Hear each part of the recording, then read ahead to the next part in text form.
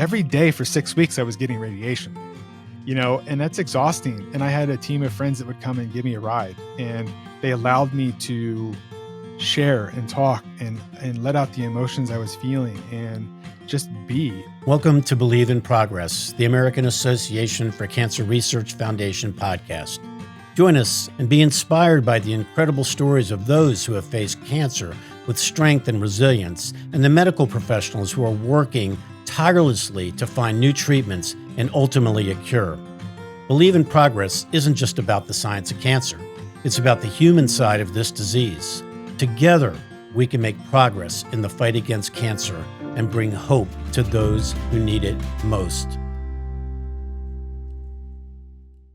Welcome to the Believe in Progress podcast, brought to you by the AACR Foundation. I'm your host, Mitch Stoller, Chief Philanthropic Officer at AACR. Today, we have an extraordinary guest whose story of survival, creativity, and resilience will inspire you to overcome any challenge life throws your way. Jason Tharp is not just a brain cancer survivor. He is a resilience expert, author, illustrator, entrepreneur, and patient advocate. Jason's journey led him to create H.O.P.E is a strategy, a powerful approach to turning adversity into opportunities for personal and professional growth. Join us as we delve into Jason's story and learn how we harnessed his experience to empower others. Jason, welcome to Believe in Progress. Such a great honor to have you here today. Hey, Mitch, thank you so much for having me here. It's an honor myself. Well, great. Jason, can we just start off and talk a little bit about your personal journey with brain cancer and how you first discovered something was wrong and what the reaction to the whole diagnosis was?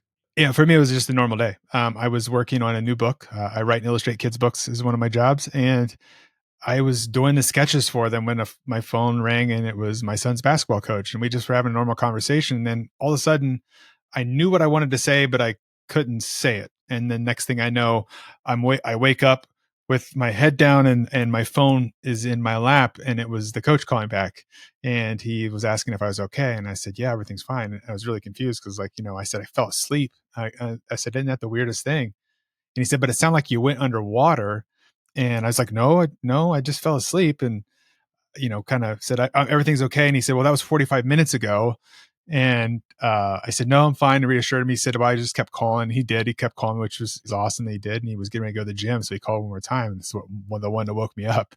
And when I got up, at the time I had a studio in a building that I was renting out. And I'm going down the hallway, and I take one step out in the hall, and I'm like, where are my shoes? And my shoes weren't on my feet. And I thought, what the heck is going on? And I got to the bathroom, and then I look, and I had peed my pants. And I'm like, wait a minute, I'm an adult. How does this happen? Right. And just confusion. And then I kept walking. I'm like, where are my shoes? And I'm looking all over the place for them, and I can't find my shoes. And at the front of this building was like a little loft area that I never went into. But behind a chair in the corner, my shoes were stacked perfectly on top of each other. Like somebody had just placed them right on top of each other.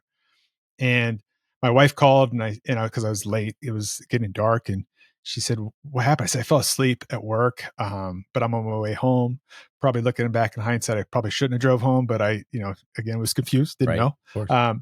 Luckily, my son's best friend's mom's a pediatrician. So my wife had just kind of talked to her a little bit about what was going on. And I got home, I had a red spot on my head, and I was, embarrassed. I mean, I peed my pants. So I'm carrying my backpack in the house, and I run upstairs to take a shower real quick. Yeah. And it was in the shower where I was like, something's wrong. I felt like I was levitating. And so my friends, or Logan, my son's friend's mother, encouraged me to go to urgent care, where they were confused. But then across the street was the emergency department, where they did a CT scan. And that's where I discovered a shadow. And that's what they told me. And no clue what that meant, just a shadow. And they sent me to the hospital where I was there what seemed like it was like a few hours, which was actually in hindsight like a day and a half, till they did the MRI. And then the MRI was what the discovery was of the tumor. And you sit there, and I had no idea what it was.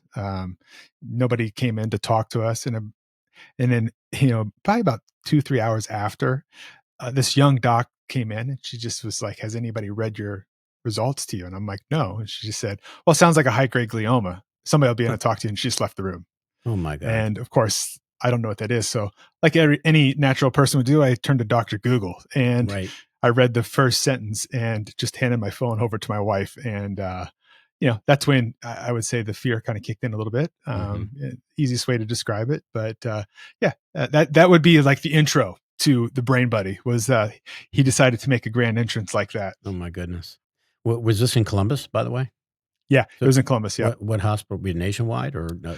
I went to Riverside for the surgery is where I was at. I Hmm. currently get treatment now at OSU James. Okay. So what happens then now you've been diagnosed? What's the next step?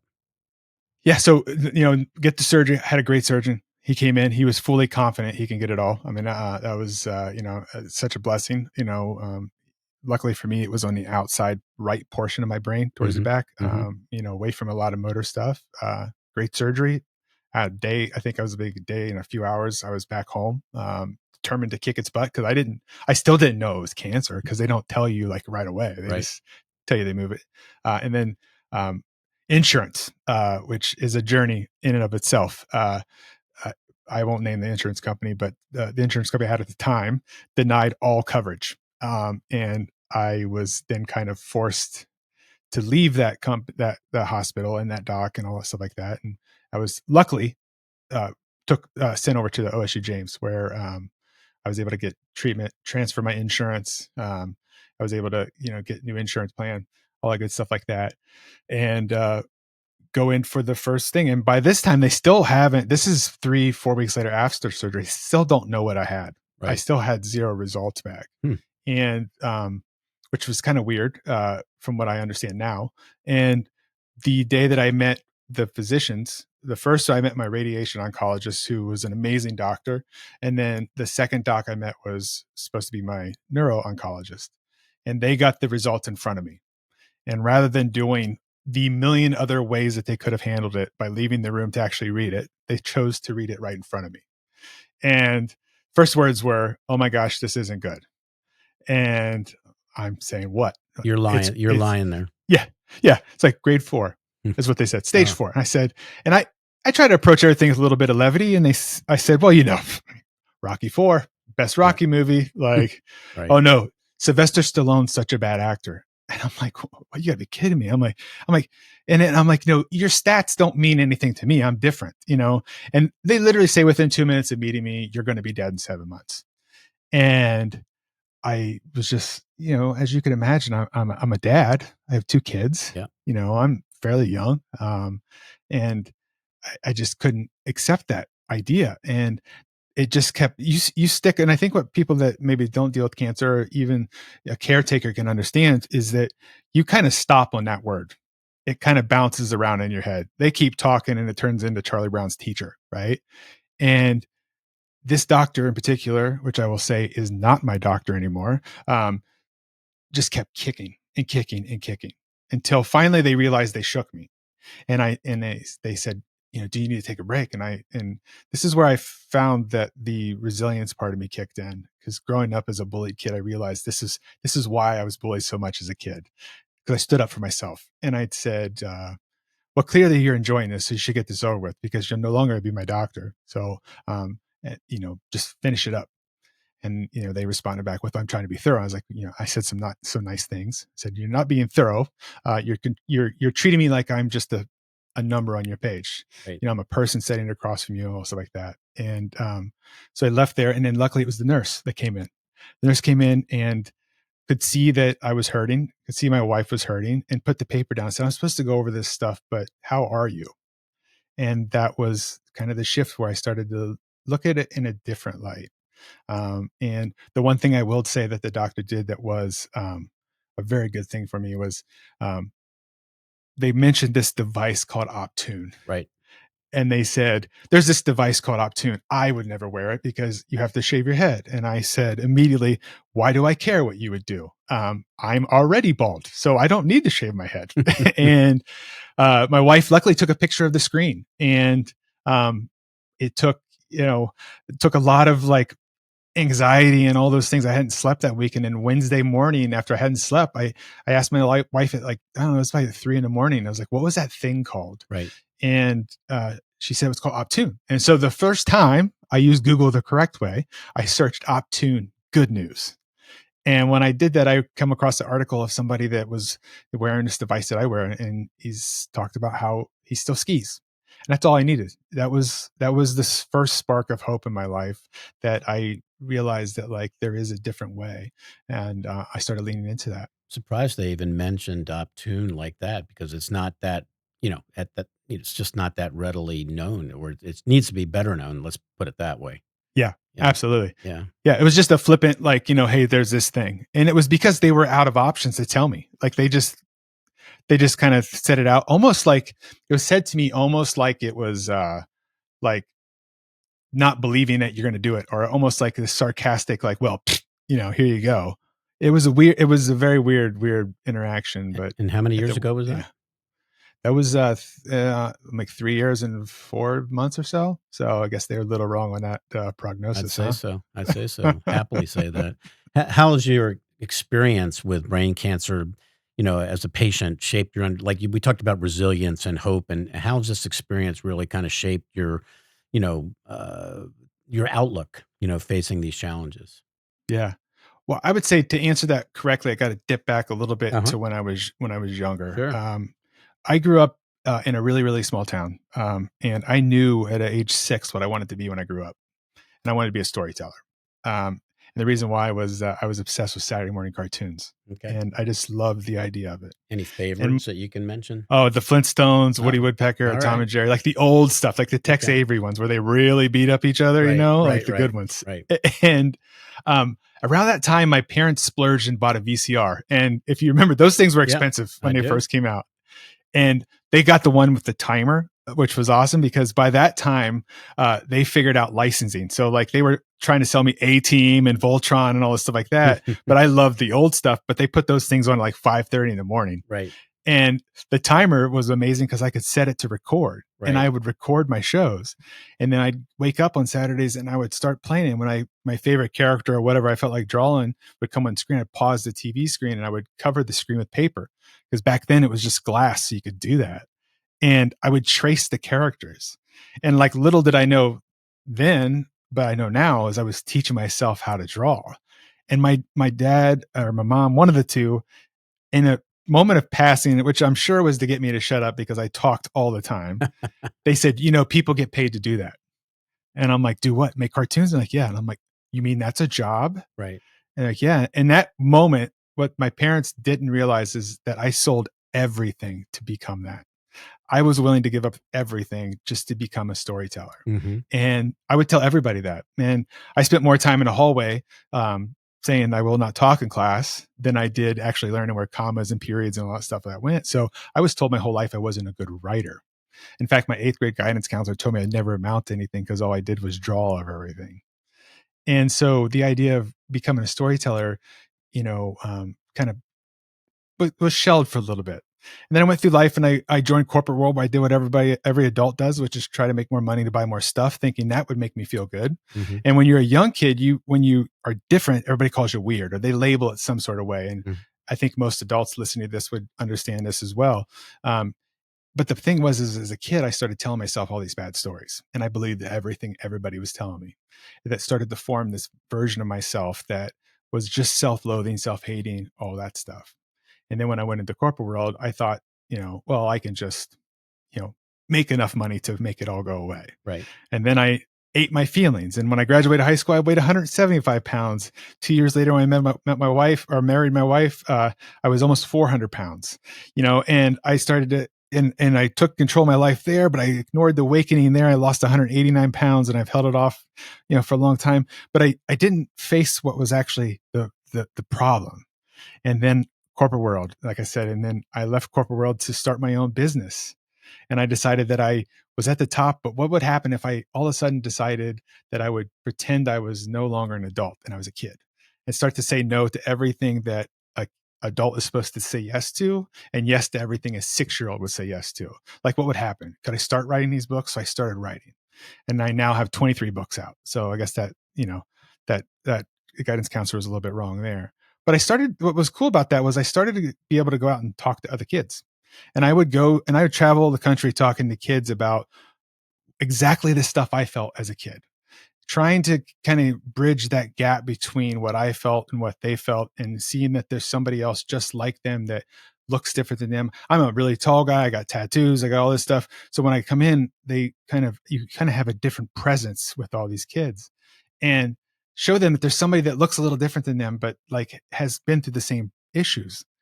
But the problem was for me was I would get in my car and I'd have, man, I'm telling you, Mitch, I'd have such profound moments with kids that, like, looking back, it's just like, it still makes me feel emotional, where kids that wouldn't talk to other people were talking to me, kids coming up and hugging me, kids like coming up and saying like, what do you do when this, asking advice, and teachers and all this stuff would just be like, I can't, like, you got this gift, so to Mm. speak, to talk to kids. And I would get in my car and I'd tell myself all the reasons why I was a loser and it didn't matter. And that's what the Brain Buddy delivered to me, was The question that, though is, yeah, so this is one of your books, right? that's one of my books. Yeah. Yeah. Is this book an example of a message for kids? I haven't looked at it yet. My colleague Heather and her daughter have this book. Yeah. Yeah. So that book in particular, My Dreams for You, was oddly enough unrelated to the brain cancer diagnosis. Was Yes. I decided to write a book that, what would happen if all of a sudden I wasn't here? What would I want to tell my kids? Like, what, and also what would I tell the younger version of myself, of where, like, what the life lived looked like. And so that's what My Dreams for You is. It's that one in particular is for anybody starting over something new, like a new beginning that feels different and sad, and understanding, like what it's like to go through life and want to be something, and being okay with good. Everything doesn't have to be great. Hmm. And but yeah, I write stories. I call them for the weird kids. It's the kids that were just like me, the kids that like are maybe marginalized or out, like feel like outcast. And I would tell myself these, I'd have these moments, but tell myself all the reasons why I wasn't deserving. And then what happened with the Brain Buddy coming and showing up was, it left me alone. And for the first time I had to say like, huh, maybe it wasn't all those things I blamed everything on. Maybe it was me all along. Mm. And I had to learn how to face myself and start asking myself different questions. And that's where I think hope kind of takes the wheel, is because the path shows up for you. And it had for me many, many times. But I sat on that bench staring at it and afraid to take that first step, because, along that path it says, do not enter. It's scary here. This is unknown. These are all the things that, people are telling you how it's going to go, and they're expecting all these things. And now you got this diagnosis. But the catch was, this time I knew that their diagnosis wasn't my prognosis. So I decided that I was going to take that first step. And in that first step, I started to realize that, like, wow, I'm much stronger than I thought I was. Like, just because somebody says this is how it's going to be doesn't mean that's how it's going to be. And I started to kind of slowly, you, I think we're taught that we have to know all the answers right away. But it was in that little moments of that first step that I was like, wait a minute, it wasn't so bad. And then stepping, and you start to break down that walls. And that's really what was the beginning of what brain cancer taught me. Hi, everyone. This is Mitch Stoller, Chief Philanthropic Officer at the AACR and the host of Believe in Progress. I hope you're enjoying today's episode. I wanted to take a quick moment to remind you that your support is vital in our fight against cancer. As we always say at the AACR, cancer research saves lives, but we cannot do that without the generous support of people like you. If you're moved by the stories and insights shared in our podcast, please consider making a donation to AACR by visiting aacr.org. Your contributions help fund essential research and provide support to those affected by cancer. And while you're here, don't forget to subscribe to the Believe in Progress podcast. By subscribing and sharing with your friends and family, you help us reach more people with these important conversations. Thank you for your support. Now let's get back to the episode. When I started reading about you and researching you, and the first thing that popped up was the word hope. And I'm an optimist, and I believe so much in hope. The whole idea of Believe in Progress is really about hope. Can you chat with us a little bit about your development of this concept? Hope is a strategy. I think it's a really powerful concept, but I would love for our audience to hear uh, your beliefs and what what we can learn from that and what we can do with it. Yeah, I appreciate that question. That's a great one. So I guess it started out when you're left alone, right? For me, when I was there, it's like I knew I was looking for hope, but I didn't like the definition of hope that, because I feel like it's one of those words that kind of people use, right? It's kind of the same as wishing or dreaming or whatever. So I decided that like if I'm going to believe in this thing called hope, I need to define what it meant to me. And so I started writing out what I defined it. And I define hope as an impact point. It's the part that shows you that there is a path. It's the thing that says like, hey, there's this thing here. It's been showing up for you. It's maybe landed on your shoulder 100 times and whispered in your ear. How many times you ignored it? That's the spark. Then the second part of that is that you're going to have to go out and see the world, and you're going to go out and experience things and all this stuff like that. So it's the ability to step down that path. And like most people, you're going to feel like you failed when you can't keep up with what your expectations are. And you're going to feel like alone and lost. But the final definition of hope that I throw in there is that it's also that moment that shows you that the path didn't disappear. All that's happened is you've learned something new. Now you have a new starting point. So when you look around, you see that like it might just have moved a little bit, like a couple degrees to the left, but along the ways you haven't been failing. You've been learning this whole time. It's what we carry with us every day that does that. So with that definition, I started breaking it down to how does hope become an actual strategy? Like how can we get people to understand that like when you say hope, the first thing people say is hope doesn't work. Like, and there's actually a book called out there, I think called Hope is Not a Strategy. And and I found that after I was kind of like searching this idea and I'm like, it is a strategy. And so what I started doing was like, okay, how would I break down? If I look back at all the moments of my life, what was it that got me through these parts? So I changed it to an acronym. So the H in hope stands for hyper awareness. What am I thinking? What am I feeling in this moment? Is it serving me or is it not? If not, I need to address it. And that's where O comes into play. The O is for open heartedness. Do I love myself enough to do the hard stuff? And then when you need to realize that what you carry over to the next day is your own fault that you're carrying it over when you could have left it where it was. This is where the P comes into play. Persist. You must persist. Realize that every single day is a reset. What happened yesterday and what went bad yesterday doesn't mean it needs to continue. We are the only ones that bring over yesterday's problems in today, trying to predict a future that's built off of all things that are reflections of a past that we probably are making up to begin with, because not all your whole day was horrible. There was just a couple of moments of it, but you're now trying to build a future off that. But when all three of those things come together and you're hyper aware, you're open hearted, and you persist, you're going to feel pretty empowered. When you feel empowered, you're going to start to do stuff. You're going to step down that path. You're going to become an inspiration for other people just by doing the stuff that you just feel like doing that is based off of who you truly are. And in that empowerment, you start to see that there's a path to breaking what other people are going to say is impossible. And it's an agreement that you have to make with yourself. It doesn't matter what everybody else says. And the theory is that there's this circle that happens in this whole thing is where I have my intention. Let's say, Mitch, you want to become a bodybuilder, right? It's your intentions. I want to be a bodybuilder. Now you're going to go out and you're going to research all the different ways to do it. And you're going to have that ignition switch. Like, okay, I know I got to go to the gym every day. And then you're going to have a path to it. Like, I know I got to eat this certain way.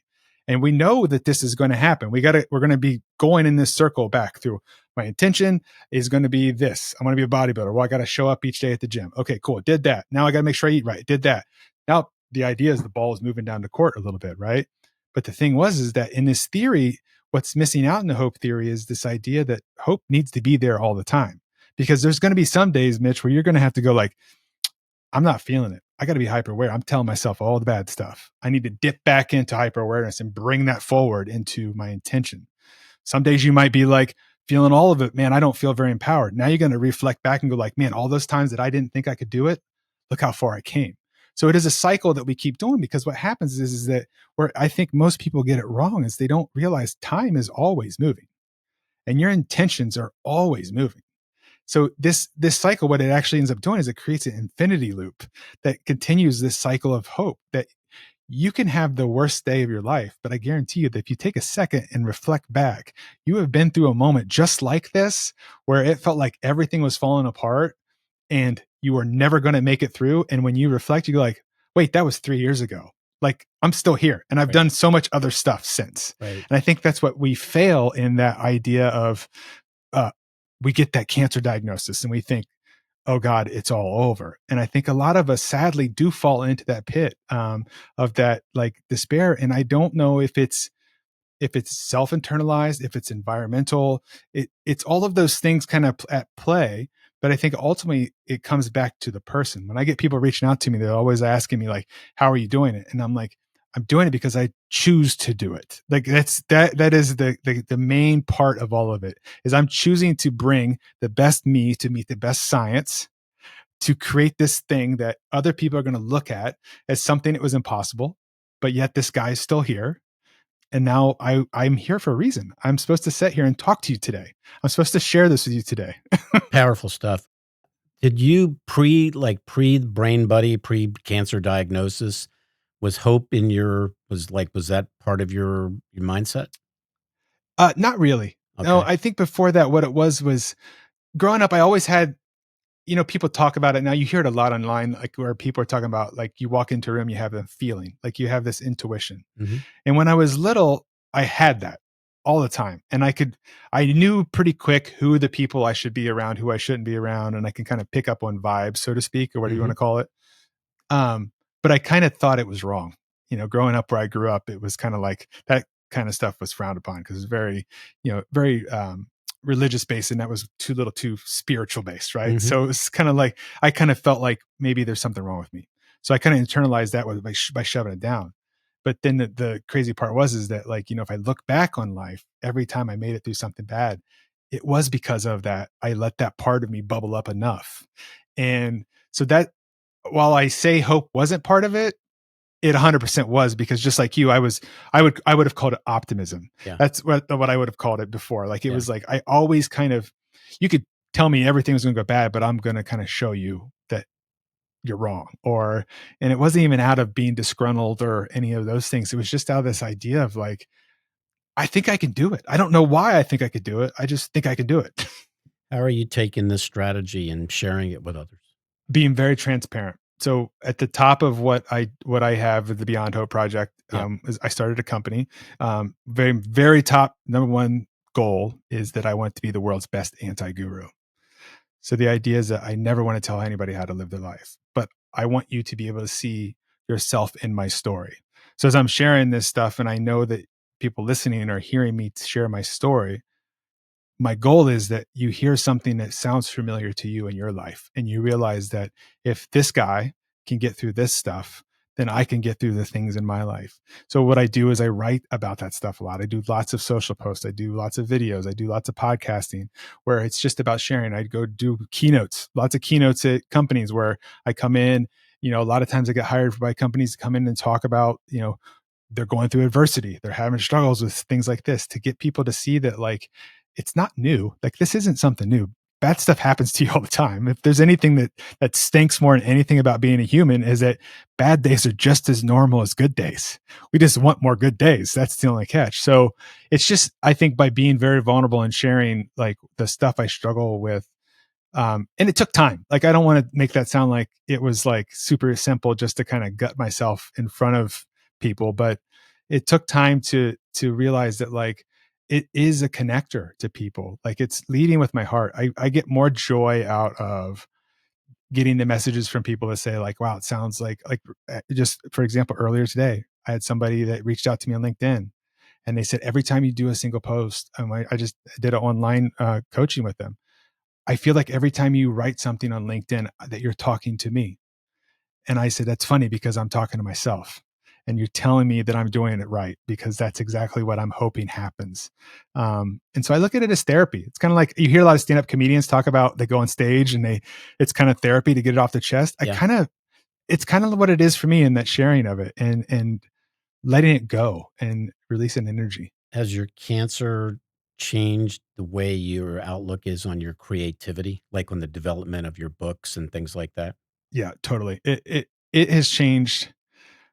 I would tell you, Mitch, the one question that I have been tripped up on answering for myself, that I struggle with more than anything, is, 400 pounds, losing weight, on the edge of bankruptcy. I had $140 to my name when I finally decided to write books, hating myself beyond hating myself, all these things. And then all of a sudden, it took a brain tumor for me to wake up to myself. If you rewind to me 3 years ago when this happened, anybody that knew me before that didn't actually know me, because I was so afraid of telling the world of actually who I was. because I felt like I was so undeserving of all of this stuff. And so what it did was it changed that, like, it almost broke that barrier down when it said, like, you know, because in the publishing world, what a lot of people don't understand is that they're trying to sell you more books. So they're going to direct even these independent authors, so-called independent authors, the best authors or whatever you see. The stories they're writing are suggestions that the salespeople are making to them that people are going to buy the books. Mm-hmm. And so it allowed me to kind of be like, because during the whole process too of COVID and all this stuff like that, and the cancer diagnosis, I decided I was going to start publishing my own books. The reason why was because when I reflected back, when I talked to all these kids, like nobody was addressing that. Nobody wanted to write those books. And, or I shouldn't say they didn't want to write them, they didn't want to publish them. So that's where I kind of dove into that. So it changed all of my perspective of, like, I started thinking like, well, if I write the books and I illustrate the books, it can't be that hard to figure out how to print the books. And so that's basically what I did. I started I started Wonderville Publishing, where now I write those books without waiting for somebody to tell me it's okay, without worrying about if there's not that kid. Cause I know there's that kid out there. I know there's that adult out there. So, yeah, I write that. So it's led to my first adult book is on its way right now. It comes out in October. My second one is just went through all the sales channels over there.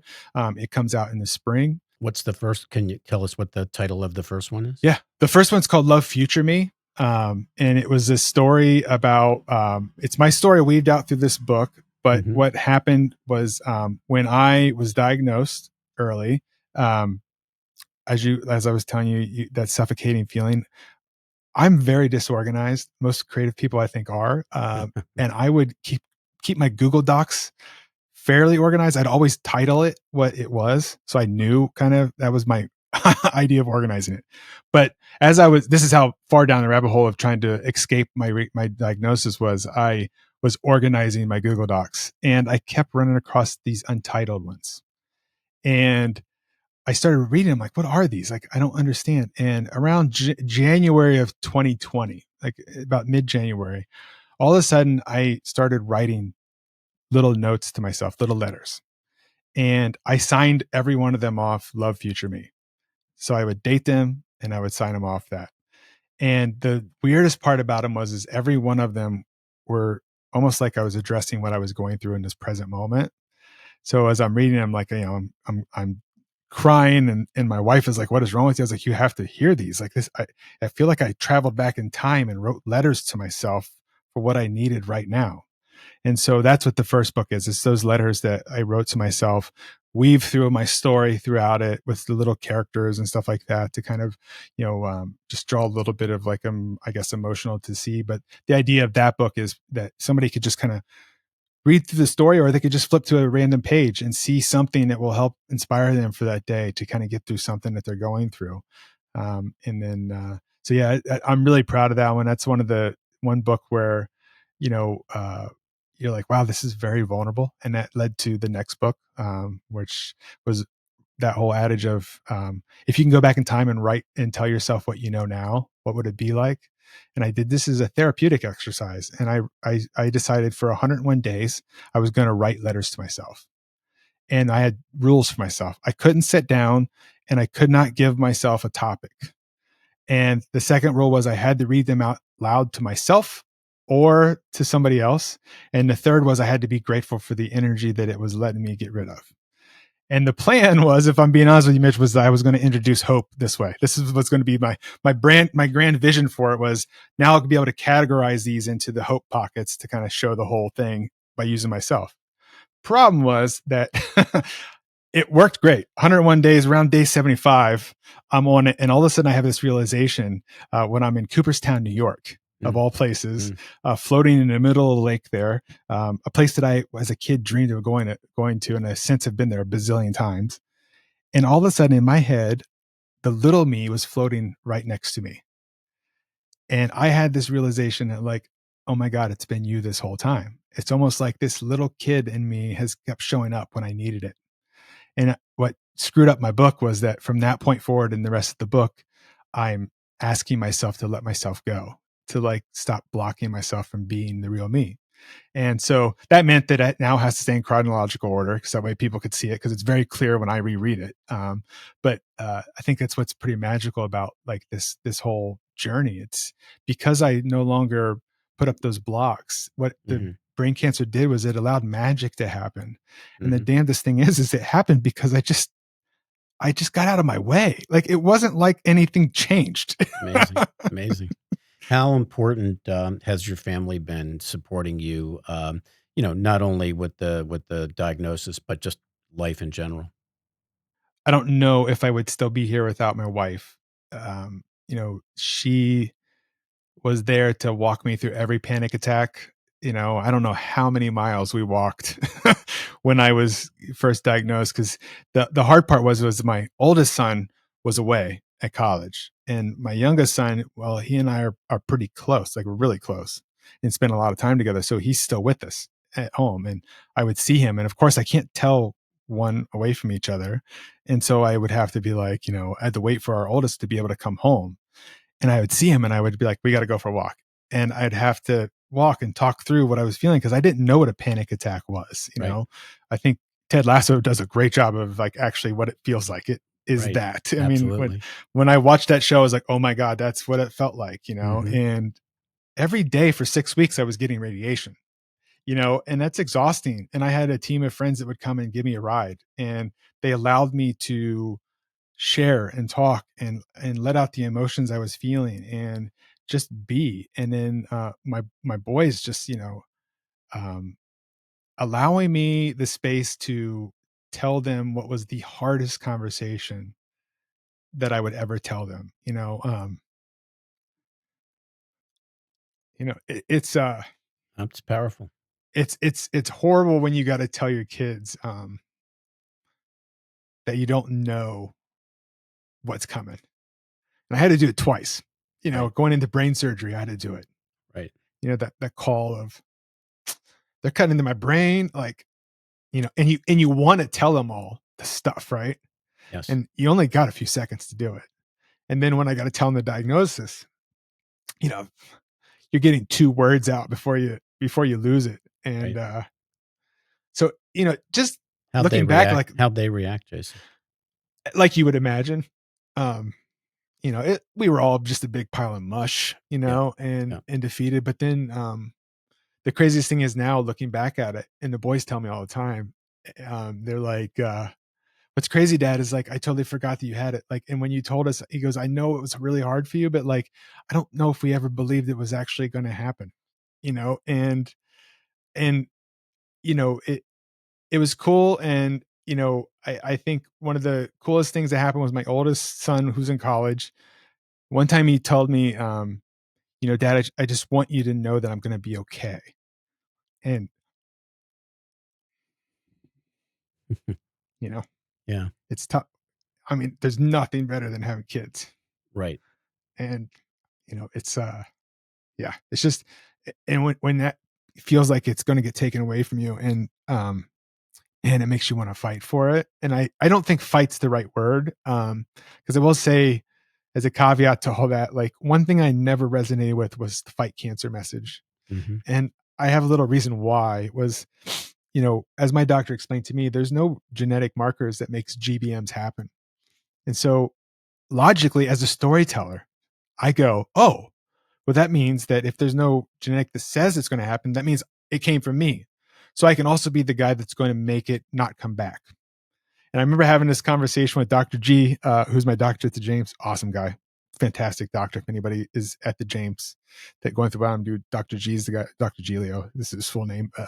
Wonderful doctor.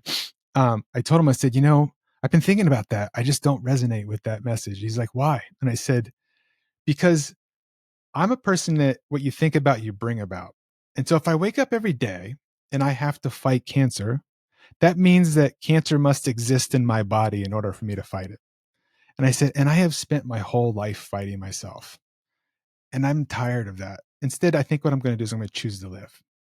And then that's where I just kind of like decided that I'm going to be the light that shows up for people, that kind of is that thing. Now, I will say for 100%, sure, I did all of that before. But the catch was I didn't believe that I was doing it. Before Mhm. it was just like, this is what you should do. But I didn't actually believe that it was anything deserving or good that was supposed to happen out of it. It was just, this is what you're supposed to do in life. And this shift happened when I realized that, like, well, I'm still here for a reason. Like, this good can help somebody, like truly help somebody. And in that process, realizing that, like, oh my God, I'm helping myself too. Like, I never knew that what I was afraid to face would reveal the best gift that ever happened to me, which was finding me. And it all came out of this stupid thing called cancer. Hmm. And like, and so the mission became like, how can I wake people up before something like this happens to them? There's got to be people out there looking for these answers, and the answer isn't out there. It's all in here. Right. Do you have mentors, or have you had mentors in your life that, again, have helped you frame some of these philosophies, you think? So I grew up as the only child, and I was really lonely. I spent a lot of time by myself. I didn't have a lot of friends growing up, but my grandma, um, I spent a lot of time at her house, and my grandma was a unique lady. Like, she never drove. I never remember her driving. She never really left the house. Um, and she would sit there with me, and we just hang out and play cards. And like, I remember, like, this is a great example of my grandma. Like, so I was a kid in the 80s. Grew up, I was born in 76. So, if you remember, like, Culture Club and Boy Sure. George, right? Like, so I remember one time we were watching TV and he was on the screen, and I'm like, who's that guy? Cause I remember back then he had Right. makeup and all this stuff. And she's like, oh, it says on the screen, his name is Boy George. And I'm like, oh, he looks different. And my grandma says, yeah, but he's just like you. Like, he's just a person. And it was like, that was like, kind of sums her up as a perfect thing. While everybody else is making all these assumptions about this guy and questioning all these things about this guy, she just summed it up so perfect to me as, like, he's just like you. And I remember my grandma always telling me, and I would confide in her about how I struggled because, like, I didn't feel like I fit in. And she would just be like, honey, it doesn't matter what they think about you. It matters what you think about yourself. And, you know, I never understood any of that stuff as a kid. Like, it didn't make sense, but looking back, like, for sure, it's those things that she had, these little things that she would just say. And I often think about how much she must have been sitting there churning that stuff around her head when she didn't leave her house. And she would just drop these little things, on my head. And I wish that she was still here so Of I could course. tell her, Pretty profound. but, yeah, yeah, yeah. It was definitely, looking back, it was for I sure. had, my mother's mom, my grandma, actually lived with me when I was a little boy until I think I was like maybe 8 or 9 years old, and she had a huge effect on me. Just this, like, unconditional love. I remember, I can even visualize it today, always being out and, like, and watching TV, but, like, she would just cuddle me just constantly. It was just like that unconditional love that really made a big difference in, I think, who I became. So it's pretty special stuff. Pretty 100%. special stuff. That's Yeah, awesome. yeah. Yeah, grandma's They pretty are cool. very, very cool. I'm a pop now, so I'm That's loving awesome. doing that. Cancer patients, people dealing with cancer families, are they're connecting with you. How do people get in touch with you? And I know we'll put some things out in the show notes for the folks to hear, but what's the best way for people to connect with you if they want to learn more about what you're doing and get your help? Just jasontharp.com. On there is all my links to all the social stuff. I'm on all of the different ones, so they can connect with me in any of the social stuff. Info@jasontharp.com goes to one collective email, so we can always do it that way. That's fantastic. Well, listen, Jason, it's really been just a wonderful pleasure to spend a few minutes with you, and I love what your attitude. It's inspiring to me as I go out on a daily basis and try to raise money for cancer research, because I believe in that, and I think it's really important for all different cancers. Keep up the great work that you're doing, and I will read your book and look forward to seeing that in October. Right? That's when that's coming out. Yes, So October. that'll be Yeah. awesome to take a look at.